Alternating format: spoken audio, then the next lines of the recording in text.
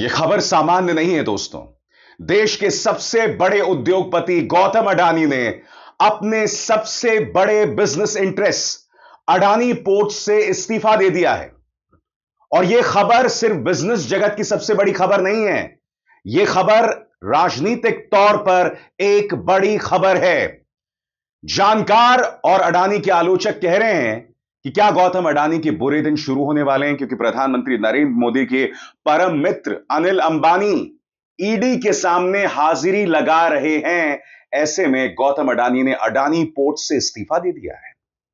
राहुल गांधी का एक और ताजा बयान सामने उभर कर आया दोस्तों, जिसमें राहुल गांधी कह रहे हैं कि प्रधानमंत्री नरेंद्र मोदी ट्रंप के सामने जुबान इसलिए नहीं खोल सकते क्योंकि अगर वो ट्रंप के सामने जुबान खोलेंगे तो उनके परम मित्र गौतम अडानी मुश्किल में पड़ जाएंगे। क्योंकि आप जानते हैं दोस्तों, एक अमेरिकी अदालत ने गौतम अडानी के खिलाफ गिरफ्तारी वारंट जारी कर दिया है। सवाल यह किया जा रहा है दोस्तों कि क्या अमेरिकी राष्ट्रपति डोनाल्ड ट्रंप गौतम अडानी के लिए मुश्किल पैदा कर सकते हैं। और मैं ऐसा क्यों कह रहा हूं दोस्तों, क्योंकि अमेरिका और भारत के रिश्ते बिगड़ते जा रहे हैं। डोनाल्ड ट्रंप यह धमकी दे चुके हैं कि मैं भारत पर और ज्यादा टैरिफ लगा सकता हूं, यानी 25%। आखिरी आंकड़ा नहीं है। डोनाल्ड ट्रंप यह धमकी दे रहे हैं कि मैं भारत पर और ज्यादा टैरिफ लगा सकता हूं, यानी कि गौतम अडानी का केस भी अमेरिका में बिगड़ रहा है। सरल शब्दों में कहा जाए, कुछ ही दिनों पहले गौतम अडानी की टीम ने डोनाल्ड ट्रंप की टीम से मुलाकात की थी, क्योंकि आप जानते हैं एक अमेरिकी अदालत ने गौतम अडानी के खिलाफ गिरफ्तारी वारंट जारी किया था। अब सवाल यह किया जा रहा है दोस्तों, यह जो फैसला सामने आया है जिसमें गौतम अडानी ने अडानी पोर्ट से इस्तीफा दे दिया है, क्या यह इस्तीफा इस बात को लेकर दिया गया है कि एक अमेरिकी अदालत ने गौतम अडानी के खिलाफ गिरफ्तारी वारंट जारी किया है? इंतजार कीजिए दोस्तों, अडानी समूह इस पूरे मामले के बारे में क्या कह रहा है वो मैं आपको सुनाऊंगा। इसके राजनीतिक मायने क्या है वो भी मैं आपको सरल शब्दों में समझाने वाला हूं, मगर यह खबर क्या है इस पर गौर कीजिए दोस्तों। आपके स्क्रीन पर गौतम अडानी का अडानी पोर्ट्स और एसईजेड के एग्जीक्यूटिव चेयरमैन पद से इस्तीफा देना एक साधारण पद परिवर्तन नहीं है। यह फैसला अडानी ग्रुप पर बढ़ते कानूनी दबावों, रेगुलेटरी जांच और उसकी वैश्विक साख को ध्यान में रखकर लिया गया एक बड़ा रणनीतिक कदम है। और इसमें दो राय नहीं है कि इसका एक सीधा पॉलिटिकल कनेक्शन है। पहली बात, आपकी स्क्रीन पर मोदी सरकार पर इंटरनेशनल दबाव बढ़ रहा है। जी हां दोस्तों, हिंडनबर्ग रिपोर्ट और उसके बाद अमेरिकी अदालत का फैसला। आपके स्क्रीन पर हिंडनबर्ग रिपोर्ट और उसके बाद अमेरिका यूरोप में अडानी ग्रुप को लेकर जो सवाल उठ रहे हैं, उनका असर सिर्फ अडानी पर नहीं बल्कि भारत सरकार की क्रेडिबिलिटी पर पड़ रहा है। विदेशी मीडिया और पश्चिमी देशों के रेगुलेटरी बॉडीज बार बार यह दिखा रहे हैं कि भारत में क्रोनी कैपिटलिज्म, सत्ता और पूंजीपतियों की मिलीभगत चल रही है। ऐसे में मोदी सरकार के लिए जरूरी हो गया था कि अडानी ग्रुप खुद को स्वतंत्र और पारदर्शी दिखाए, ताकि भारत की छवि को इंटरनेशनल लेवल पर नुकसान ना हो। इसके बाद दोस्तों, लोकसभा चुनावों के बाद जो हालात बदल रहे हैं, याद कीजिएगा, लोकसभा चुनाव के दौरान प्रधानमंत्री नरेंद्र मोदी ने राहुल गांधी पर आरोप लगाया था कि टेम्पो भर भर के गौतम अडानी और मुकेश अंबानी राहुल गांधी को पैसा पहुंचा रहे हैं।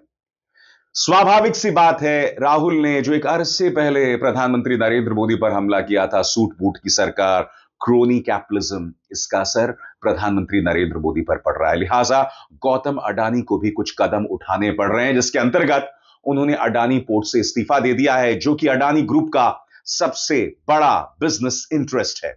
आपके स्क्रीन पर मोदी सरकार तीसरी बार सत्ता में है, लेकिन अब विपक्ष ने अडानी मोदी नेक्सस को एक बड़ा चुनावी मुद्दा बना दिया है। कांग्रेस, टीएमसी, डीएमके, आम आदमी पार्टी आदि पार्टियां संसद से लेकर सड़क तक अडानी का मुद्दा उछाल रही हैं। अडानी का एग्जीक्यूटिव पद छोड़ना सरकार के लिए एक पॉलिटिकल डैमेज कंट्रोल टूल बन सकता है, ताकि विपक्ष यह ना कह सके कि अडानी पर कोई कार्रवाई नहीं हो रही। इसके अलावा जो तमाम इन्वेस्टिगेशंस हो रही हैं, यानी कि रेगुलेटरी इन्वेस्टिगेशंस, उन्हें निष्पक्ष यानी कि न्यूट्रल बताना। आपकी स्क्रीन पर केंद्र सरकार पर यह आरोप लग रहा है कि सेबी, सीबीआई, ईडी जैसी एजेंसियां अडानी पर नरमी दिखा रही हैं। अब जब अडानी खुद एग्जीक्यूटिव पोजीशन छोड़कर पीछे हटते हैं तो सरकार यह कह सकेगी कि देखिए, कानून का काम कानून कर रहा है और कंपनियां खुद सुधार कर रही हैं। इससे सरकार पर सीधा दबाव थोड़ा कम किया जा सकता है कि वो अपने फेवरेटिज्म को, यानी कि पक्षपात को ढक रही है। मैं आपको बतलाने वाला हूं दोस्तों कि इंटरनेशनली इसका क्या असर पड़ रहा है, उसकी भी मैं चर्चा करूंगा। मगर सबसे पहले गौर कीजिए राहुल गांधी के ताजा बयान पर। वो अंग्रेजी में लिखते हैं, इंडिया प्लीज अंडरस्टैंड, भारत कृपया समझिए, the reason prime minister Modi can not stand up to president Trump despite his repeated threats is the ongoing US investigation into Adani. प्रधानमंत्री नरेंद्र मोदी डोनाल्ड ट्रंप का जवाब इसलिए नहीं दे सकते क्योंकि अमेरिका में अडानी के खिलाफ जांच चल रही है। One threat is to expose the financial links between Adani, AA and Russian oil deals. एक धमकी यह है कि अमेरिका, मोदी, एए और रशियन ऑयल डील्स में जो सांठगांठ है उसे एक्सपोज कर सकते हैं। प्रधानमंत्री नरेंद्र मोदी के हाथ बंधे हुए हैं, यह आरोप राहुल गांधी यहां लगा रहे हैं। भारत एक लोकतांत्रिक देश है और हमारे संस्कार, हमारी संस्कृति वसुधैव कुटुंबकम की है। हम पूरे विश्व को अपना एक परिवार मानते हैं। हर भारतीय को मैं अपना मानता हूं। दूसरी बात है, ऐसे व्यक्तिगत मामलों के लिए दो देश के मुखिया न मिलते हैं, न बैठते हैं, न बात करते हैं। दूसरी तरफ आपको समझना पड़ेगा दोस्तों कि हर गुजरते दिन के साथ राष्ट्रपति ट्रंप भारत के खिलाफ अपने तेवर को सख्त कर रहे हैं और ट्रंप जानते हैं कि उनका रवैया गलत है। इनफैक्ट एक पत्रकार ने उनसे सवाल पूछा कि आप जो भारत को नसीहत दे रहे हैं कि भाई रूस के साथ हम अपने समझौतों को बंद कर दें, मगर खुद अमेरिका रूस के साथ कई समझौते कर रहा है, कई डील कर रहा है। जब यह सवाल डोनाल्ड ट्रंप से पूछा गया तो डोनाल्ड ट्रंप के पास जवाब नहीं था। वो कहते हैं कि मुझे पहले इसके बारे में पता करने दीजिए। सवाल का जवाब तक नहीं दिया। देखिए क्या नजारा था। President, India says that the U.S. imports Russian uranium, chemicals, fertilizers, while criticizing their energy imports. Your response to that, sir? I don't know anything about it. I'd have to check, but we'll get back to you on that. Yeah, please. मैं फिर आपसे पूछ रहा हूं, जब Donald Trump खुद रूस के साथ व्यापार कर रहे हैं तो भारत पर यह अंकुश क्यों लगाया जा रहा है? कहां गई विश्व गुरु की कोशिशें? कहां गई वो सोच जिसमें कहा जाता था कि पहले अमेरिका हमसे कहता था कि तुम कौन हो, अब हम कहते हैं कि अमेरिका कौन है। अमेरिका कौन है वो पता चल रहा है। आज भारतीय जनता पार्टी सरकार की हालत अमेरिका के सामने गिड़गिड़ाने की हो गई।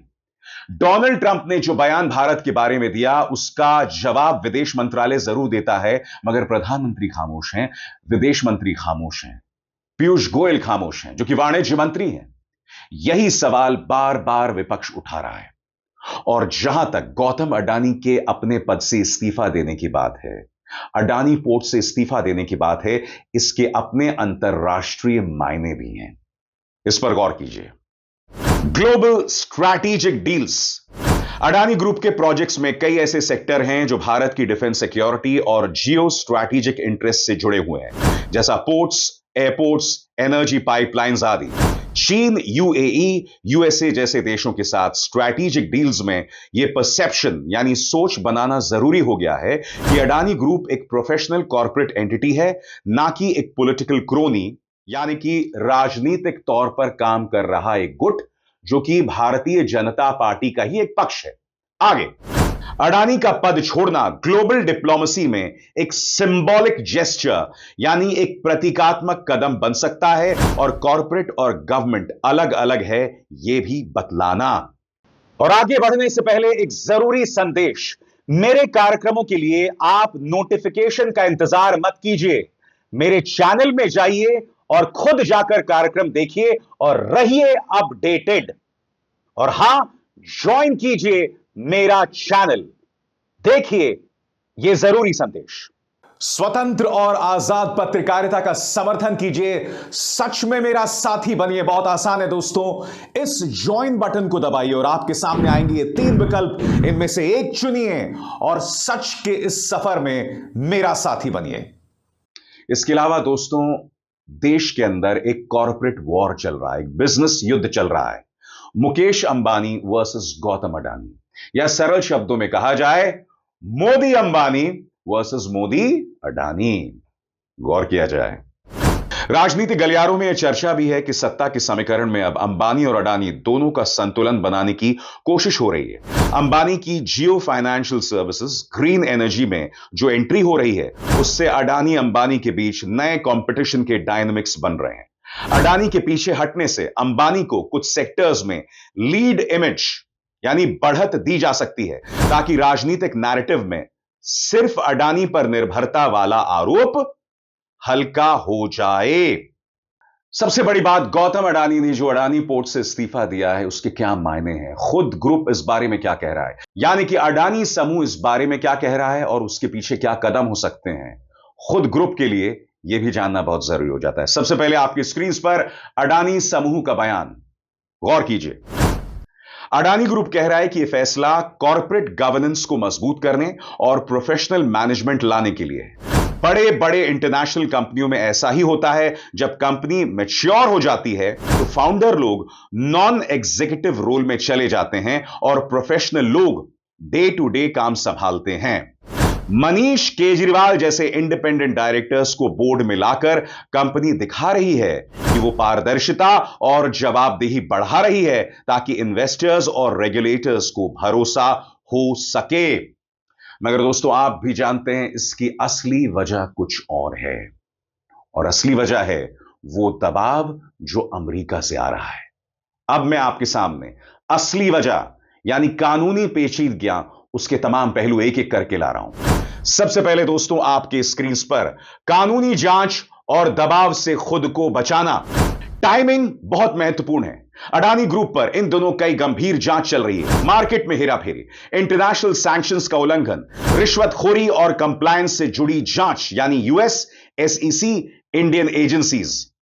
अब अडानी ने एग्जीक्यूटिव रोल छोड़कर खुद को डेली मैनेजमेंट की जिम्मेदारी से अलग कर लिया है, ताकि अगर कोई रेगुलेटरी कार्रवाई होती है तो उसका सीधा असर ग्रुप पर ना पड़े।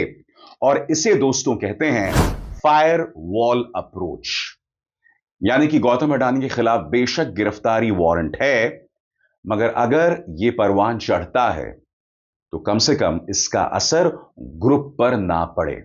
दूसरा कारण आपके स्क्रीन पर, इमेज मैनेजमेंट, बदनामियों से बचने की चाल। हिंडनबर्ग रिपोर्ट 2023 के बाद अडानी ग्रुप की छवि पर काफी बुरा असर पड़ा था।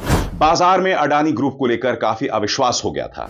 ऐसे में सबसे ऊपर के पद पर बदलाव करना एक क्लासिक डैमेज कंट्रोल रणनीति होती है, ताकि यह दिखाया जा सके कि कंपनी अब सुधार की दिशा में कदम उठा रही है। हालांकि मालिकाना हक और असली कंट्रोल अडानी के हाथ में ही रहेगा, लेकिन बाहर से देखने में लगेगा कि अब प्रोफेशनल चीजें संभाल रहे हैं। इसके अलावा दोस्तों, इन्वेस्टर्स और मार्केट दोनों को संदेश देना। मैं आपको बतलाना चाहता हूं, जैसे ही गौतम अडानी अपने पद से इस्तीफा देते हैं, अडानी के लगभग सारे स्टॉक्स में गिरावट देखी जाती है, यानी कि पूरा शेयर बाजार उथल पुथल से जूझने लगता है, हिल जाता है। अडानी ग्रुप की जो कई कंपनियां हैं, उसके शेयर बाजार में कीमतें गिरने लगती हैं, और कहीं ना कहीं शेयर धारकों को एक संदेश दिया जा रहा है। गौर किया जाए, बड़े संस्थागत इन्वेस्टर्स को ऐसा बोर्ड चाहिए होता है जो फाउंडर सेंट्रिक ना होकर चेक्स एंड बैलेंसेस पर चले। इंडिपेंडेंट डायरेक्टर्स और फाउंडर का नॉन एग्जीक्यूटिव रोल इन्वेस्टर्स यानी निवेशकों को यह भरोसा देने का तरीका है कि कंपनी में अब इंटरनल कंट्रोल मजबूत हो गया है। इसके अलावा लॉन्ग टर्म प्लानिंग यानी कि दूरगामी प्लानिंग, और इस बारे में क्या जानकारी है, इस पर गौर किया जाए। अडानी ग्रुप का बिजनेस यानी पोर्ट्स, पावर, इंफ्रा सीधे सरकारी नीतियां और रेगुलेशन से जुड़ा हुआ है। जब कोई कंपनी पब्लिकली यह दिखाती है कि उसका मैनेजमेंट प्रोफेशनल और पारदर्शी है, तो रेगुलेटर भी उस पर नर्म रवैया अपनाते हैं। साथ ही यह कदम इंटरनेशनल पार्टनर्स और फॉरेन इन्वेस्टर्स के लिए भी एक पॉजिटिव सिग्नल है कि कंपनी अब कॉर्पोरेट गवर्नेंस को गंभीरता से ले रही है। दोस्तों, जहां तक रेगुलेटर्स की बात है, आप सब जानते हैं कि सेबी की पूर्व चेयरमैन माधवी बुच, उनके सीधे ताल्लुकात थे गौतम अडानी के साथ। मगर आप जानते हैं, इस सरकार ने कोई कदम नहीं उठाए। कोई जांच नहीं बिठाई, और जांच जो भी बिठाई वो सतही जांच थी। कायदे से जब अमेरिकी अदालत गौतम अडानी के खिलाफ गिरफ्तारी वारंट जारी करता है तो इस सरकार को कदम उठाने चाहिए थे, मगर ऐसा हुआ नहीं। मगर हकीकत यह है कि हर गुजरते दिन के साथ यह प्रधानमंत्री नरेंद्र मोदी के लिए जबरदस्त राजनीतिक मुश्किल पैदा कर रही है। इसीलिए राहुल कह रहे हैं कि प्रधानमंत्री डोनाल्ड ट्रंप का जवाब नहीं देंगे, क्योंकि उन्हें अडानी की जान बचानी है। तो दोस्तों, इस पूरे मामले का निचोड़ क्या है, आइए उसे समझते हैं। गौतम अडानी का एग्जीक्यूटिव पोस्ट छोड़ना सिर्फ गवर्नेंस सुधार की दिखावटी बात नहीं है, बल्कि एक सोची समझी रणनीति है, ताकि कानूनी कार्रवाइयों का सीधा असर उन पर ना पड़े। इन्वेस्टर्स और रेगुलेटर्स को दिखाया जा सके कि कंपनी सुधार की राह पर है, और अडानी ग्रुप की छवि को धीरे धीरे सुधारने की कोशिश की जा सके। अडानी ने ऑपरेशनल फ्रंट से पीछे हटकर स्ट्रैटेजिक कंट्रोल बनाए रखने की चाल चली है, जिससे खुद भी बचे रहें और कंपनी भी सुरक्षित रहे। तो यह सारा खेला हो रहा है दोस्तों। मगर सवाल यह कि इसके राजनीतिक परिणाम क्या होने वाले हैं, और प्रधानमंत्री नरेंद्र मोदी को भी यह दिखाई दे रहा है। यही वजह है कि अनिल अंबानी को ईडी बुलाती है और उनसे पूछताछ करती है। यह मत भूलिए, रफाल डील में अनिल अंबानी का क्या किरदार था। उस डील से पहले वो किस तरह का किरदार निभा रहे थे। रफाल फाइटर जेट्स, जिनकी गूंज ऑपरेशन सिंदूर के दौरान सुनाई दी थी, जिसके बारे में आरोप लगाया गया था कि हमारे कुछ रफाल विमान गिर गए थे। तो स्वाभाविक सी बात है दोस्तों, आने वाले दिनों में चाहे अनिल अंबानी हो चाहे गौतम अडानी, ये दोनों मुद्दे प्रधानमंत्री नरेंद्र मोदी के लिए गले की फांस बन रहे हैं। ऊपर से डोनाल्ड ट्रंप, जो भारत को लेकर सख्त होते जा रहे हैं, हॉस्टाइल होते जा रहे हैं, और इसका असर भी हमारी राजनीति पर पड़ सकता है। अभिसार शर्मा को दीजिए इजाजत। नमस्कार।